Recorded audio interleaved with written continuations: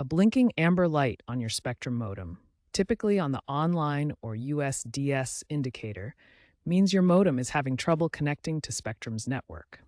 It's trying to establish a connection, which could be due to several reasons: insufficient signal strength, a service outage, or firmware issues. The modem, a DOCSIS-compliant device, uses coaxial cables to connect to Spectrum's hybrid fiber coaxial HFC network to modulate-demodulate signals for internet access. The amber light indicates it can't fully connect to the network due to issues receiving or sending data. A solid green online light indicates a stable connection. This is often a top troubleshooting query on Spectrum's support forums due to provisioning delays, post-outage recoveries, or signal fluctuations. Start with a simple power cycle. Unplug your modem from the power outlet for 60 seconds, then plug it back in.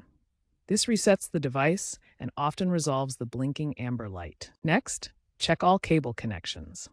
Inspect the coaxial cables and splitters for damage or looseness. Secure connections are essential for stable signal flow. If the problem continues, use the Spectrum app for diagnostic tools or contact Spectrum support directly. Recent app updates include automated reboot suggestions and real-time diagnostics. For advanced users, access your modem's web interface at 192.1state.100.1 to check signal levels and ensure they are within optimal ranges. Common causes include loose or damaged cables, overloaded network nodes, especially in densely populated areas, or equipment failure. Spectrum recommends renting modems for compatibility and keeping firmware updated. If you've experienced a recent service outage in your area, this could be causing the amber light.